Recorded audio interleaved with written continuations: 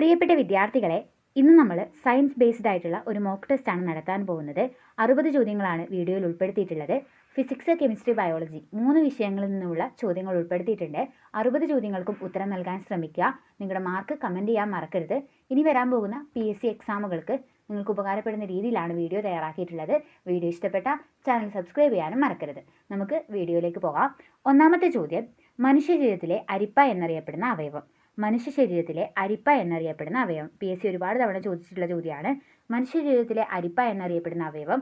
ഉത്തരം വൃക്കയാണ്. അടുത്ത ചോദ്യം, ഹങ്കർ വിശപ്പ് അഥവാ വിശപ്പ് ഹോർമോൺ എന്നറിയപ്പെടുന്നത് ഏത് ഹോർമോണാണ്?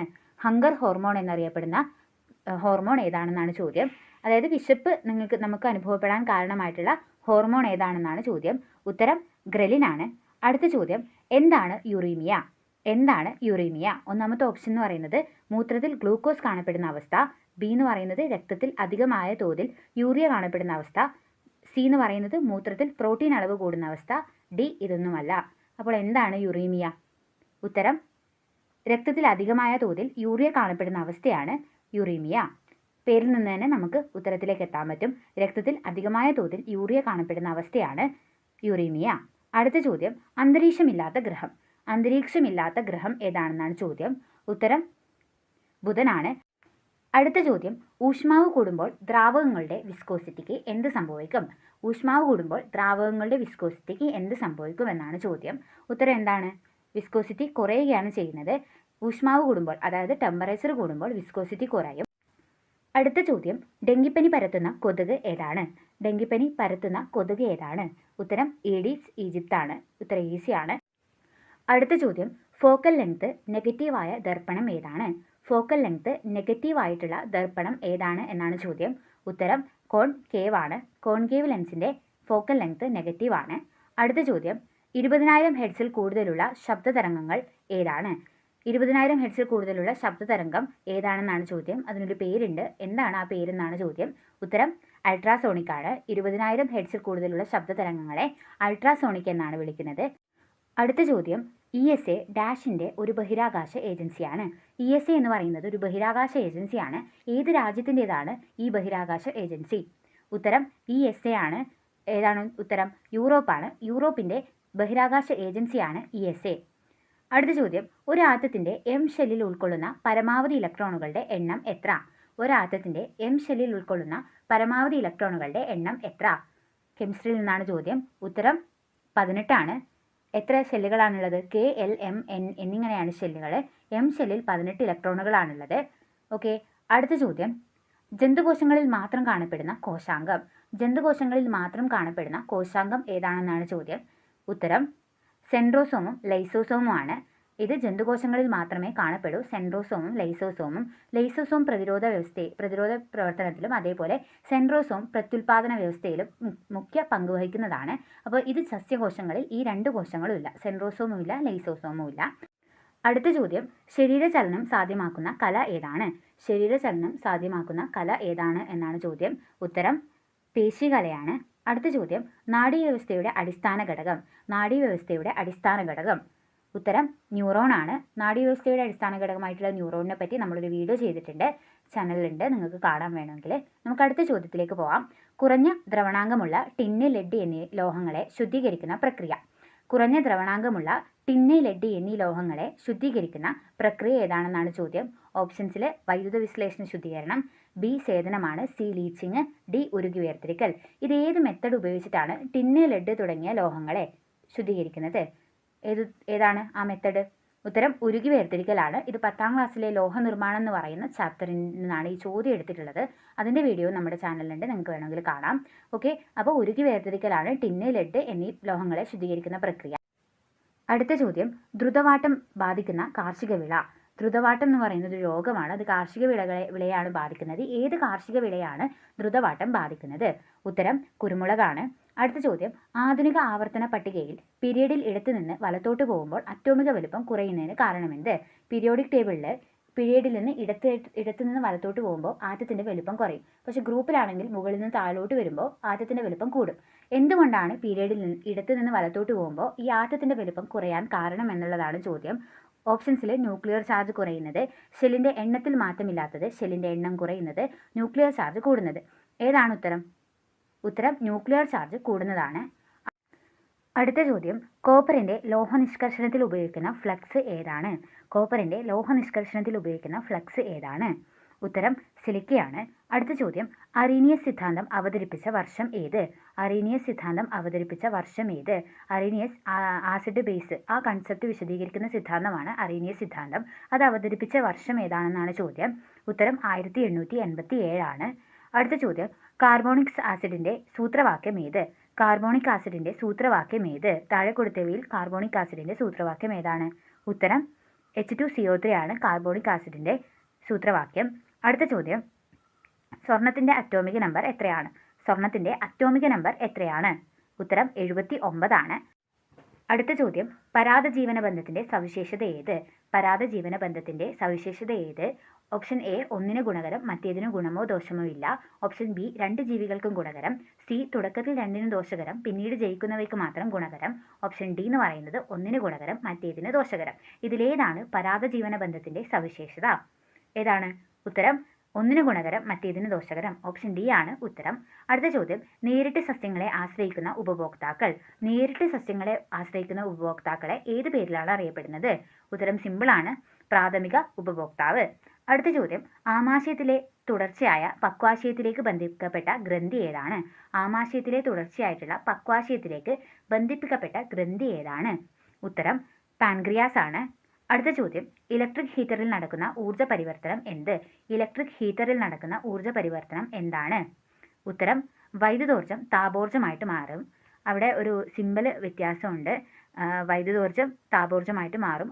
ആരോ മാർക്കാണ് വേണ്ടത്. അവിടെ ഒരു ചെറിയ ചിഹ്നത്തിൽ മാറ്റമുണ്ട്. ഓപ്ഷൻ ഡി ആണ് ഉത്തരം. വൈദ്യുതോർജ്ജം താപോർജ്ജമായിട്ടാണ് മാറുന്നത്.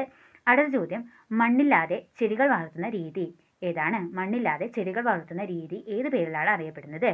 ഏത് പേരിലാണ്? ഹൈഡ്രോപോണിക്സ് ആണ്. അടുത്ത ചോദ്യം, ലോക ഹൃദയ ദിനം എന്നാണ്? ലോക ഹൃദയ ദിനം എന്നാണ്? ഉത്തരം സെപ്റ്റംബർ 29. അടുത്ത ചോദ്യം, ഭൂഗുരുത്വ സ്ഥിരാങ്കത്തിൻ്റെ യൂണിറ്റ് എന്ത്? ഭൂഗുരുത്വ സ്ഥിരാങ്കത്തിൻ്റെ യൂണിറ്റ് എന്താണ്? ഉത്തരം newton metre square per kilogram square ആണ്. ഭൂഗുരുത്വ സ്ഥിരാങ്കത്തിൻ്റെ unit newton metre square per kilogram square ആണ് ഭൂഗുരുത്വ സ്ഥിരാങ്കത്തിൻ്റെ യൂണിറ്റ്. അടുത്ത ചോദ്യം, ബോർ മാതൃകയുടെ പ്രധാന ആശയങ്ങളിൽ ഉൾപ്പെടാത്തത് ഏത്? ബോർ മാതൃകയുടെ പ്രധാന ആശയങ്ങളിൽ ഉൾപ്പെടാത്തത് ഏത്? ഓരോ ഷെല്ലിലെയും ഇലക്ട്രോണുകൾക്ക് ഒരു നിശ്ചിത ഊർജ്ജമുണ്ട്. ബി എന്ന് പറയുന്നത്, ഒരു നിശ്ചിത ഷെല്ലിൽ പ്രദക്ഷിണം ചെയ്യുന്നിടത്തോളം കാലം ഇലക്ട്രോണുകൾക്ക് ഊർജ്ജം കൂടുകയോ കുറയുകയോ ചെയ്യുന്നില്ല. സി, ന്യൂക്ലിയസിൽ നിന്ന് അകലം കൂടുന്തോറും ഷെല്ലുകളുടെ ഊർജ്ജം കൂടി വരുന്നു. ഡി, ഐസോടോപ്പുകൾ തമ്മിൽ ന്യൂട്രോണുകളുടെ എണ്ണത്തിലാണ് വ്യത്യാസമുള്ളത്. ഇതിലേതാണ് ബോർ മാതൃകയുടെ പ്രധാന ആശയങ്ങളിൽ ഉൾപ്പെടാത്തത് എന്നാണ് ചോദ്യം. ഏതാണ് ഉത്തരം ഐസോടോപ്പുകൾ തമ്മിൽ ന്യൂട്രോണുകളുടെ എണ്ണത്തിലാണ് വ്യത്യാസമുള്ളത്. ഇത് ബോർ മാതൃകയുടെ സവിശേഷതകളിൽ പ്രധാനപ്പെട്ട ആശയങ്ങളിൽ ഉൾപ്പെടാത്തതാണ്. ഓപ്ഷൻ ഡി ആണ് ഉത്തരം. അടുത്ത ചോദ്യം, ഘർഷണം കുറയ്ക്കാനുള്ള മാർഗങ്ങളിൽ ഉൾപ്പെടാത്തത് ഏത്? ഘർഷണം കുറയ്ക്കാനുള്ള മാർഗങ്ങളിൽ ഉൾപ്പെടാത്തത് ഏത്? ഉത്തരം വാഹനങ്ങളുടെ ടയറുകളിൽ ചാലുകൾ ഇടുക. വാഹനങ്ങളുടെ ടയറുകളിൽ ചാലുകൾ ഇടുക എന്നത് ഘർഷണം കുറയ്ക്കാനുള്ള മാർഗങ്ങളിൽ ഉൾപ്പെടാത്തത് ആണ്. അടുത്ത ചോദ്യം, ചുവടെ നൽകിയിരിക്കുന്നവയിൽ പിറ്റ്യൂട്ടറി ഗ്രന്ഥി ഉൽപ്പാദിപ്പിക്കുന്ന ഹോർമോൺ ഏത്? പിറ്റ്യൂട്ടറി ഗ്രന്ഥി ഉൽപ്പാദിപ്പിക്കുന്ന ഹോർമോൺ ഏതാണെന്നാണ് ചോദ്യം. ഉത്തരം ഓക്സിറ്റോസിൻ ആണ്. അടുത്ത ചോദ്യം, ഏറ്റവും കുറവ് വിസരണത്തിന് വിധേയമാകുന്ന നിറം ഏതാണ്? ഏറ്റവും കുറവ് വിസരണത്തിന് വിധേയമാകുന്ന നിറം ഏതാണെന്നാണ് ചോദ്യം. ഉത്തരം ചുവപ്പാണ്. ചുവപ്പിന് വിസരണം കുറവാണ്.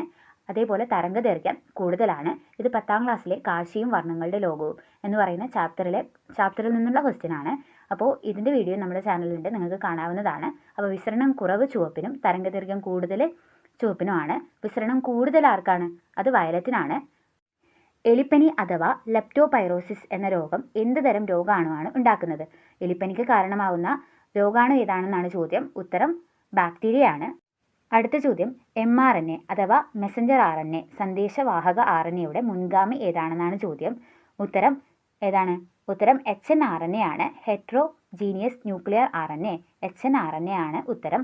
mRNAയുടെ മുൻഗാമി ഹെറ്ററോജീനിയസ് ന്യൂക്ലിയർ RNA ആണ്. അടുത്ത ചോദ്യം, രക്തത്തിലെ കാൽസ്യത്തിൻ്റെ അളവ് നിയന്ത്രിക്കുന്ന ഹോർമോൺ ഏത്?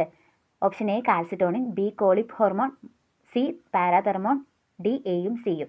രക്തത്തിലെ കാൽസ്യത്തിൻ്റെ അളവ് നിയന്ത്രിക്കുന്ന ഹോർമോൺ ഏതാണ്? ഏതാണ്? എയും സിയും ആണ്. ഓപ്ഷൻ അതായത് കാൽസിറ്റോണിനും പാരാതെർമോണും ആണ് രക്തത്തിലെ കാൽസ്യത്തിൻ്റെ അളവ് നിയന്ത്രിക്കുന്നത്. ഈ ഹോർമോണിനെ പറ്റിയിട്ടുള്ള നല്ലൊരു ചാപ്റ്റർ SCRT-യിലുണ്ട്. 10ാം ക്ലാസ്സിലെ SCRT-യിൽ ബയോളജിയിൽ ഹോർമോണുകളെ പറ്റി ഡീറ്റെയിൽ ആയിട്ടുള്ളൊരു ചാപ്റ്റർ ഉണ്ട്. അത് നോക്കിയാൽ നിങ്ങൾക്കത് മനസ്സിലാവും. കാൽസിറ്റോണിനും പാരാതെർമോണും ആണ് രക്തത്തിലെ കാൽസ്യത്തിൻ്റെ അളവ് നിയന്ത്രിക്കുന്നത്. അടുത്ത ചോദ്യം, താഴെ കൊടുത്തിരിക്കുന്നവയിൽ ഓക്സിജന്റെ സബ്ഷെൽ ഇലക്ട്രോൺ വിന്യാസം ഏത്?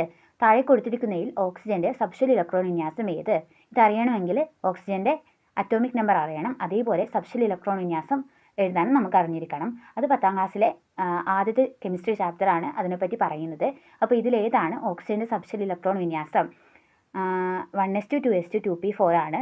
ഇതെന്തിനാണ് ഞാൻ SCRT ചാപ്റ്ററിൻ്റെ പേര് കൂടി പറയുന്നതെന്ന് വെച്ചാൽ നിങ്ങൾക്കിത് അറിയില്ലെങ്കിൽ ഒന്നത് റെഫർ ചെയ്താൽ നിങ്ങൾക്കിത് മനസ്സിലാക്കാവുന്നതേ ഉള്ളൂ. അപ്പോൾ അടുത്ത ചോദ്യത്തിലേക്ക് പോവാം. 36ാമത്തെ ചോദ്യം, ഡിഫ്തീരിയ ബാധിക്കുന്ന ശരീരഭാഗം. ഡിഫ്തീരിയ ബാധിക്കുന്ന ശരീരഭാഗം. ഉത്തരം തൊണ്ടയാണ്. തൊണ്ടയിലാണ് ഡിഫ്തീരിയ ബാധിക്കുന്നത്. അടുത്ത ചോദ്യം, കേന്ദ്ര നാഡീവ്യവസ്ഥയിൽ ഉൾപ്പെടുന്നവ. കേന്ദ്ര നാഡീവ്യവസ്ഥയിൽ ഉൾപ്പെടുന്നവ. ഓപ്ഷൻ എ മസ്തിഷ്കം, ബി സുഷുമ്നാ നാഡി, സി ഇവ രണ്ടും, ഡി ഇവയൊന്നുമല്ല. ഏതാണ് ഇതിൽ കേന്ദ്ര നാഡീവ്യവസ്ഥയിൽ ഉൾപ്പെടുന്നത്? ഉത്തരം ഇവ രണ്ടും. അടുത്ത ചോദ്യം, രക്തബാങ്ക് കണ്ടുപിടിച്ചത് ആര്? രക്തബാങ്ക് കണ്ടുപിടിച്ചത് ആര്? ഉത്തരം ചാൾസ് റിച്ചാർഡ് ട്രൂ ആണ്. അടുത്ത ചോദ്യം, DNA-യുടെ ചുറ്റുകോവണി മാതൃക അവതരിപ്പിച്ചത് ആര്? DNA-യുടെ ചുറ്റുകോവണി മാതൃക അവതരിപ്പിച്ചത് ആര്? ഉത്തരം ജെയിംസ് വാട്സണും ഫ്രാൻസിസ് ക്രിക്കും ആണ്. അടുത്ത ചോദ്യം, താഴെ തന്നിരിക്കുന്നവയിൽ സിമ്പതറ്റിക് വ്യവസ്ഥയുടെ ഉദാഹരണം ഏത്? താഴെ തന്നിരിക്കുന്നവയിൽ സിമ്പതറ്റിക് വ്യവസ്ഥയുടെ ഉദാഹരണം ഏത്? നാഡീവ്യവസ്ഥയുമായി ബന്ധപ്പെട്ടിട്ടുള്ള ചോദ്യമാണ്. ഉത്തരം ഹൃദയമിടിപ്പ് കൂടുന്നു. അടുത്ത ചോദ്യം, മാസ് സംരക്ഷണ നിയമം ആവിഷ്കരിച്ചതാര്? മാസ് സംരക്ഷണ നിയമം ആവിഷ്കരിച്ചതാര്? ഉത്തരം ലാവോസിയാണ്. ഉത്തരം ലാവോസിയാണ്. മാസ് സംരക്ഷണ നിയമം ആവിഷ്കരിച്ചത് ലാവോസിയാണ്. അടുത്ത ചോദ്യം, ഒരു വസ്തു ദ്രവത്തിൽ ഭാഗികമായിട്ടോ പൂർണ്ണമായോ മുങ്ങിയിരിക്കുമ്പോൾ ആ ദ്രവം വസ്തുവിൽ മുകളിലേക്ക് ഒരു ബലം പ്രയോഗിക്കുന്നു. ഈ ബലം ഏതാണ്? ഒരു വസ്തു ദ്രവത്തിൽ ഭാഗികമായിട്ടോ പൂർണ്ണമായോ മുങ്ങിയിരിക്കുന്നു. അപ്പോൾ ആ വസ്തുവിന് മുകളിലേക്ക് ഒരു ബലം പ്രയോഗിക്കുന്നുണ്ട്. ഈ ബലം ഏതാണെന്നാണ് ചോദ്യം. ഉത്തരം പ്ലവക്ഷമ ബലമാണ്. അടുത്ത ചോദ്യം, അതിചാലകത കണ്ടുപിടിച്ചതാര്? അതിചാലകത കണ്ടുപിടിച്ചതാര്? ഉത്തരം കാർമെലിൻ ഓൺസ് ആണ്. അടുത്ത ചോദ്യം, ശസ്ത്രക്രിയയിലൂടെ വൃക്ക നീക്കം ചെയ്യൽ എന്നറിയപ്പെടുന്നത്? Option A nephrology, B nephrectomy, C nephritis, D lithotripsy. ഉത്തരം ഏതാണ്? ലിത്തോട്രിസി ആണ്. ഓപ്ഷൻ ഡി ആണ് ഉത്തരം. അടുത്ത ചോദ്യം, ദ്രവ്യത്തിൻ്റെ നാലാമത്തെ അവസ്ഥ. ദ്രവ്യത്തിൻ്റെ നാലാമത്തെ അവസ്ഥ. Option A Bose Einstein condensate, B ഖരം, സി വാതകം, ഡി പ്ലാസ്മയാണ്. ഉത്തരം ഏതാണ്? ദ്രവ്യത്തിൻ്റെ നാലാമത്തെ അവസ്ഥ പ്ലാസ്മയാണ്. അടുത്ത ചോദ്യം, ന്യൂക്ലിയസിൽ ന്യൂട്രോണുകളില്ലാത്ത ഹൈഡ്രജൻ്റെ ഐസോടോപ്പ് ഏത്? ന്യൂക്ലിയസിൽ ന്യൂട്രോണുകളില്ലാത്ത ഹൈഡ്രജൻ്റെ ഐസോടോപ്പ് ഏത്? ഉത്തരം പ്രോട്ടിയമാണ്. അടുത്ത ചോദ്യം, പീരിയോഡിക് ടേബിളിൽ 101ാമത്തെ മൂലകം ഏത്? പീരിയോഡിക് ടേബിളിൽ 101ാമത്തെ മൂലകം ഏത്? ഉത്തരം മെൻഡലീവിയം ആണ്. അടുത്ത ചോദ്യം, നേത്രനാഡി ഒരു ഡാഷ് നാഡിയാണ്. നേത്രനാഡി ഒരു ഡാഷ് നാഡിയാണ്. ഉത്തരം സംവേദനാഡിയാണ്. അടുത്ത ചോദ്യം, വവ്വാലുകൾ പുറപ്പെടുവിക്കുന്ന ശബ്ദം. വവ്വാലുകൾ പുറപ്പെടുവിക്കുന്ന ശബ്ദം ഏതാണ്? ഉത്തരം അൾട്രാസോണിക് ആണ്. അടുത്ത ചോദ്യം, കേന്ദ്രനാഡീ വ്യവസ്ഥയിലെ പ്രേരക ന്യൂറോണുകൾക്ക് നാശം സംഭവിക്കുന്നത് മൂലം പേശി പ്രവർത്തനങ്ങളെ ഏകോപിപ്പിക്കാൻ കഴിയാത്ത അവസ്ഥ. കേന്ദ്രനാഡീ വ്യവസ്ഥയിലെ പ്രേരക ന്യൂറോണുകൾക്ക് നാശം സംഭവിക്കുന്നത് മൂലം പേശി പ്രവർത്തനങ്ങളെ ഏകോപിപ്പിക്കാൻ കഴിയാത്ത അവസ്ഥ ഏതാണ്? ഉത്തരം പാർക്കിൻസൺസ് രോഗമാണ്. അടുത്ത ചോദ്യം, സ്ഥിരവ്യാപ്തത്തിൽ ഊഷ്മാവ് കൂടുമ്പോൾ മർദ്ദത്തിന് എന്ത് സംഭവിക്കും? സ്ഥിരവ്യാപ്തത്തിൽ ഊഷ്മാവ് കൂടുമ്പോൾ മർദ്ദത്തിന് എന്ത് സംഭവിക്കും? ഉത്തരം കൂടുന്നുമാണ്. ഊഷ്മാവ് ടെമ്പറേച്ചറും മർദ്ദവും ഡയറക്ട്ലി പ്രപ്പോർഷണലാണ്. അത് ചാൾസ് നിയമം എന്നറിയപ്പെടുന്നു. അതായത് നമ്മൾ 10ാം ക്ലാസ്സിൽ 2ാമത്തെ ചാപ്റ്റർ ഉണ്ട്, വാതക നിയമങ്ങളും മോൾ സങ്കല്പനവും. അതിലാണ് ഈ വാതക നിയമങ്ങളെ പറ്റി പറയുന്നത്. അതിൻ്റെ ഒരു വീഡിയോ ചെയ്തിട്ടുണ്ട് നമ്മൾ ഓൾറെഡി, നിങ്ങൾക്ക് കാണാവുന്നതാണ്. അതിനകത്താണ് ഇതിനെപ്പറ്റി പറയുന്നത്. അപ്പോൾ സ്ഥിരവ്യാപ്തത്തിൽ ടെമ്പറേച്ചർ കൂടുമ്പോൾ മർദ്ദം കൂടുന്നു, ഡയറക്ട്ലി പ്രപ്പോർഷണലാണ്. അടുത്ത ചോദ്യം, ചൂടാക്കുമ്പോൾ രാസമാറ്റം സംഭവിക്കുന്ന പ്ലാസ്റ്റിക്. ചൂടാക്കുമ്പോൾ രാസമാറ്റം സംഭവിക്കുന്ന പ്ലാസ്റ്റിക്. ഉത്തരം തെർമോസെറ്റിംഗ് പ്ലാസ്റ്റിക് ആണ്, രാസമാറ്റം സംഭവിക്കുന്ന പ്ലാസ്റ്റിക്. അടുത്ത ചോദ്യം, താഴെ പറയുന്നവയിൽ പാരമ്പര്യേതര ഊർജ്ജ സ്രോതസ്സ് ഏതാണ്? താഴെ പറയുന്നവയിൽ പാരമ്പര്യേതര ഊർജ്ജ സ്രോതസ്സ് ഏതാണ്? ഉത്തരം സൗരോർജ്ജമാണ്. അടുത്ത ചോദ്യം, ആരാണ് ആറ്റം സിദ്ധാന്തം മുന്നോട്ട് വെച്ചത്? ആരാണ് ആറ്റം സിദ്ധാന്തം മുന്നോട്ട് വെച്ചത്? ആറ്റം സിദ്ധാന്തത്തിൻ്റെ പിതാവ് എന്നൊക്കെ അറിയപ്പെടുന്നത് ആരാണ്? ഉത്തരം ജോൺ ഡാൾട്ടൺ ആണ്. അടുത്ത ചോദ്യം, ബലത്തിൻ്റെ യൂണിറ്റ്. ബലത്തിൻ്റെ യൂണിറ്റ് എന്താണ്? ബലത്തിൻ്റെ യൂണിറ്റ് ന്യൂട്ടൺ ആണ്. അടുത്ത ചോദ്യം, ആറ്റത്തിൽ പോസിറ്റീവ് ചാർജുള്ള കണങ്ങൾ ഏത്? ആറ്റത്തിൽ പോസിറ്റീവ് ചാർജുള്ള കണങ്ങൾ ഏത്? ഉത്തരം പ്രോട്ടോൺ ആണ്. ഇലക്ട്രോണിന് നെഗറ്റീവ് ചാർജാണ്, ന്യൂട്രോണിന് ചാർജ് ഇല്ല. പ്രോട്ടോണിന് പോസിറ്റീവ് ചാർജാണ്. അടുത്ത ചോദ്യം, പ്രകാശം 1 വർഷം കൊണ്ട് സഞ്ചരിക്കുന്ന ദൂരമാണ്. ഓപ്ഷൻ എ ഭൂമിയും സൂര്യനും തമ്മിലുള്ള അകലം, ബി അസ്ട്രോണമിക്കൽ യൂണിറ്റ്, സി ഒരു പ്രകാശവർഷം, ഡി ഭൂമിയും ചന്ദ്രനും തമ്മിലുള്ള അകലം. ഉത്തരം ഒരു പ്രകാശവർഷമാണ്. പ്രകാശം 1 വർഷം കൊണ്ട് സഞ്ചരിക്കുന്ന ദൂരമാണെന്ത്? പ്രകാശവർഷം. അടുത്ത ചോദ്യം, പ്രവൃത്തിയുടെ യൂണിറ്റ്. പ്രവൃത്തിയുടെ യൂണിറ്റ് എന്താണ്? വർക്കിൻ്റെ യൂണിറ്റ് എന്താണ്? ഉത്തരം ജൂളാണ്. അടുത്ത ചോദ്യം, ആവൃത്തിയുടെ യൂണിറ്റ് ഏതാണ്? ആവൃത്തിയുടെ യൂണിറ്റ് ഏതാണ്? ഉത്തരം ഹെഡ്സ് ആണ്. അടുത്ത ചോദ്യം, ഭൂവൽക്കത്തിൽ ഏറ്റവും കൂടുതൽ കാണപ്പെടുന്ന ലോഹം. ഭൂവൽക്കത്തിൽ ഏറ്റവും കൂടുതൽ കാണപ്പെടുന്ന ലോഹം ഏതാണ്? ഉത്തരം അലുമിനിയമാണ്. 60 ചോദ്യങ്ങളായിട്ടുണ്ട്. ഈ 60 ചോദ്യങ്ങളിലും ഭൂരിഭാഗവും നമ്മൾ എടുത്തിട്ടുള്ളത് 8, 9, 10 ക്ലാസ്സുകളിലെ ടെക്സ്റ്റിൽ നിന്നാണ്. ബയോളജി നമ്മൾ കൂടുതലായിട്ടും 10ാം ക്ലാസ്സിലെ ടെക്സ്റ്റിൽ നിന്നാണ് എടുത്തിട്ടുള്ളത്. നിങ്ങൾ ഈ ചോദ്യങ്ങൾ ആദ്യമായിട്ടാണ് കാണുന്നതെങ്കിൽ നിങ്ങൾക്ക് എന്താ പറയുക, എല്ലാത്തിനും അങ്ങനെ സ്കോർ ചെയ്യാൻ പറ്റിയിട്ടില്ലെങ്കിൽ നിങ്ങൾ തീർച്ചയായിട്ടും ഞാൻ പറഞ്ഞിട്ടുള്ള ആ ചാപ്റ്ററുകളൊക്കെ ഒന്ന് പഠിച്ചിരിക്കണം, റിവിഷൻ ചെയ്തിരിക്കണം. തീർച്ചയായിട്ടും അത് പഠിച്ചാൽ നിങ്ങൾക്ക് ഇതൊക്കെ ഈസി ആയിട്ട് സ്കോർ ചെയ്യാവുന്നതേ ഉള്ളൂ. സയൻസ് ആണെങ്കിൽ SCERT നിന്ന് മാത്രമേ ചോദിക്കുന്നതായിട്ട് കണ്ടിട്ടുള്ളൂ. അതിനപ്പുറത്തേക്ക് ചോദിക്കുന്നില്ല. ഹിസ്റ്ററി അങ്ങനെയുള്ള കാര്യങ്ങൾ, സോഷ്യലൊക്കെ അതിനപ്പുറത്തേക്ക് ചോദിക്കാം. കാരണം അതിനൊരു അതിർവരമ്പൊന്നുമില്ല. ഇഷ്ടംപോലെയുള്ള കാര്യങ്ങളാണ്. സയൻസ് ഇതുപോലുള്ള കാര്യങ്ങൾ SCERT തന്നെ നിങ്ങൾ നന്നായിട്ട് പഠിച്ചാൽ നിങ്ങൾക്ക് ഭൂരിഭാഗം സ്കോർ ചെയ്യാൻ പറ്റും. അപ്പോൾ ഞങ്ങളുടെ ചാനലിൽ SCERT സയൻസ് ബേസ്ഡ് ആയിട്ടുള്ള ഒരുപാട് ക്ലാസ്സുകളുണ്ട്, നിങ്ങൾക്ക് കാണാൻ വേണമെങ്കിൽ. അതേപോലെ സോഷ്യലായിട്ടുള്ള റിലേറ്റഡ് ആയിട്ടുള്ള ക്ലാസ്സുകളും ഉണ്ട്. അപ്പോൾ നിങ്ങൾക്ക് ഈ വീഡിയോ ഇഷ്ടപ്പെട്ടുവെങ്കിൽ തീർച്ചയായിട്ടും ഞങ്ങളുടെ ചാനൽ സബ്സ്ക്രൈബ് ചെയ്യുക. തുടർന്നും ഇതുപോലുള്ള വീഡിയോകൾക്ക് സപ്പോർട്ട് ചെയ്യുക, നിങ്ങൾ അറ്റൻഡ് ചെയ്യുക. അത് തന്നെയാണ് ഞങ്ങളുടെ ഏറ്റവും വലിയ വിജയം. അപ്പോൾ നമുക്ക് അടുത്ത വീഡിയോയിൽ കാണാം. അതുവരേക്കും ബൈ.